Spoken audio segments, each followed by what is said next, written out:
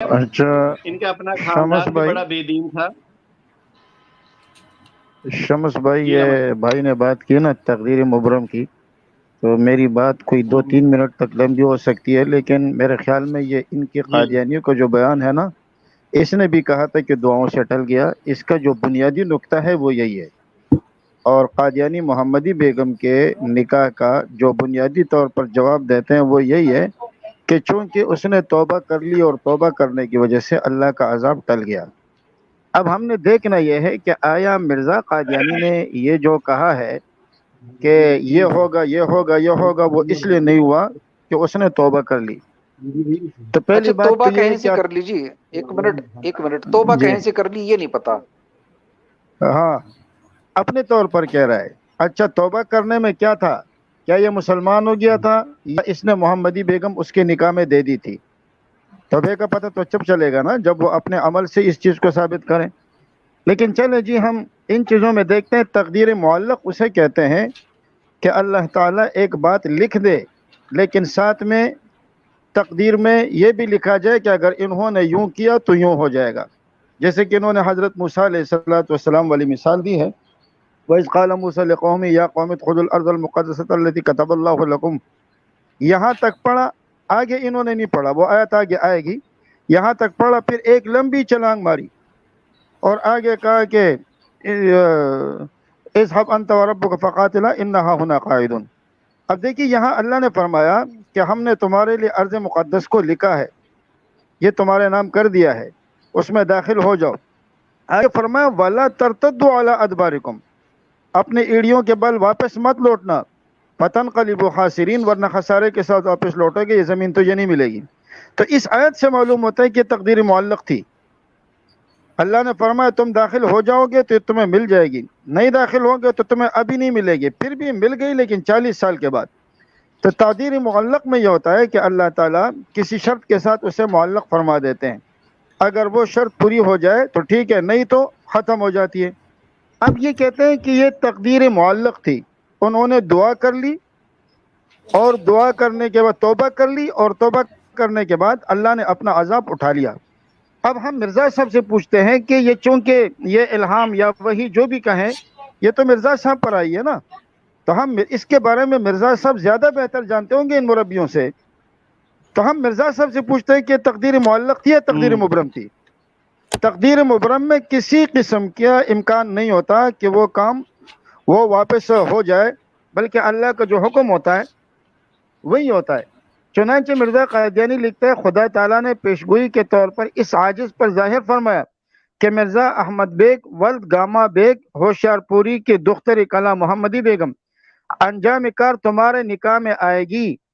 आगे लिखते हैं खुदा हर तरह से उसको तुम्हारी तरफ लाएगा, खुदा हर तरह से उसको तुम्हारी तरफ लाएगा, बाकिरा होने की हालत में हो या बेवा होकर, और हर एक रोक को दरमियान से उठा देगा, हर रुकावट दरमियान से उठ जाएगी और इस काम को जरूर पूरा करेगा, कोई नहीं जो उसको रोक सके।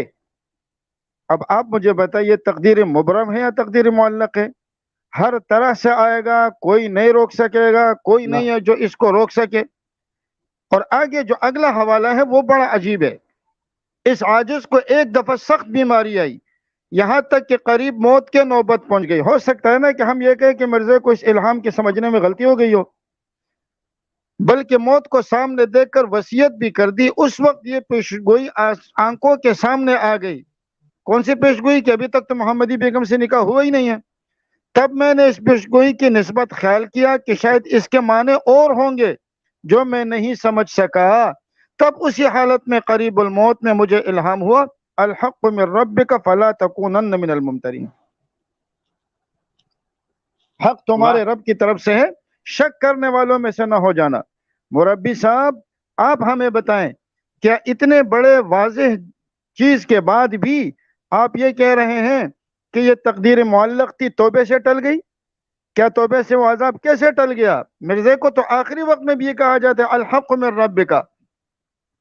इसी तरह एक जगह पर यह लिखता है कि इस औरत का इस आजिज के निकाह में आना तकदीर मुबरम है। यह 1894 के 6 अक्टूबर का इश्तिहार है। اس میں صاف الفاظ میں کہا تقدیر مبرم ہے جو کسی طرح ٹل نہیں سکتی. کیوں؟ کیونکہ اس کے متعلق الہام الہی میں یہ فقرہ موجود ہے، لا تبدیل لکلمات اللہ، اللہ کے کلمات کے لیے کوئی تبدیلی نہیں ہے. لیکن قربان جائیے اللہ تعالیٰ محمدی بیگم کے قبر پر کروڑوں رحمتیں نازل فرمائے کہ اس نے مرزائیوں کے اللہ کے آمین کلام کو آمین. بھی تبدیل کر لیا، اس نے مرزائیوں کے خدا کے الزام کو جو تھا اس کو بھی تبدیل کر لیا. وہ تو کہتا ہے کہ ہمارے خدا کا الہام ہے کہ لا تبدیل لکلمات اللہ، اللہ کے کلمات میں کسی قسم کی تبدیلی نہیں ہو سکتی. لیکن اور کوئی اس کو نہیں روک سکتا.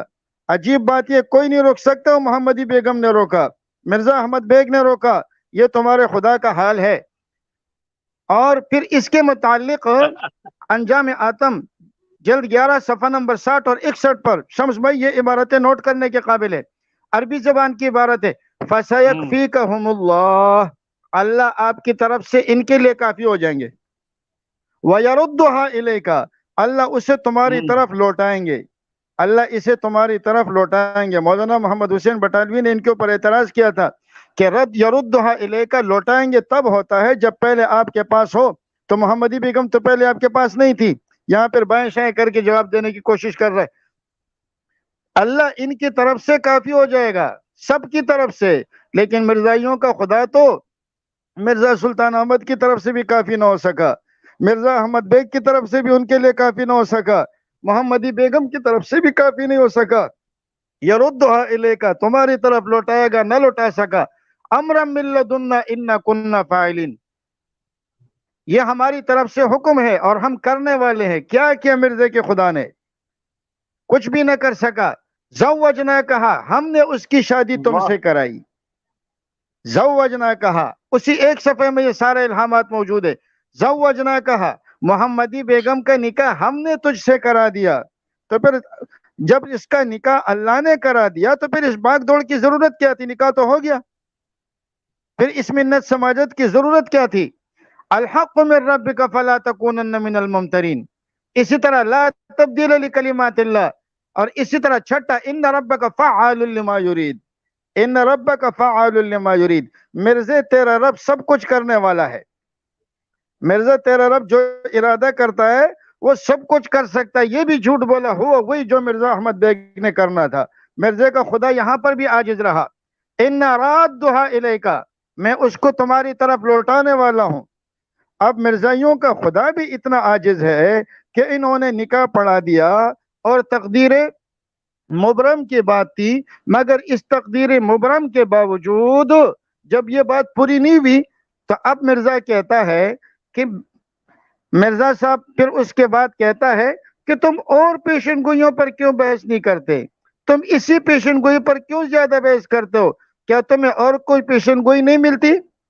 ہم اس پیشن گوئی پر زیادہ بحث اس لیے کر رہے ہیں کہ مرزے کے بارے میں تم لوگوں نے، مرزا نے خود کہا ہے اور مرزا نے اس کے بارے میں یہ کہا ہے کہ اگر میری یہ پیشن گوئی پوری نہ ہو تو مجھے نامرادی، ذلت کے ساتھ ہلاکت اور ہمیشہ کی لعنتوں کا نشانہ بنا. اسی لیے ہم اس پیشن گوئی کا بار بار ذکر کر رہے ہیں.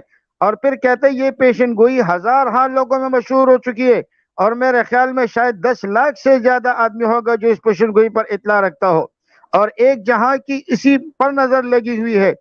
اور اسی طرح ایک جگہ کہتا ہے کہ اگر یہ پیشن گوئی خدا کی طرف سے نہ ہوئی تو میں نامراد، ملعون، مردود، ذلیل اور دجال ہوں. اسی لیے ہم اس پیشن گوئی پر زیادہ زور دے رہے ہیں. اور عجیب بات شمس بھائی یہ ہے کہ مرزا بشیر احمد لکھتا ہے کہ والدہ صاحبہ نے بارہا رو رو کر دعائیں کی اور بارہا خدا کی قسم کھا کر کہا کہ گو میری زنانہ فطرت کراہت کرتی ہے کہ گھر میں سوکن آ جائے، مگر صدق دل اور شرح صدر سے چاہتی ہوں کہ خدا کے منہ کی باتیں پوری ہوں. صدق دل سے چاہتی ہوں کہ خدا کے منہ کی باتیں پوری ہوں. اب خدا کے منہ کی باتیں پوری ہو جائے اس کے لیے اس کی بیگم دعائیں کر رہی ہے.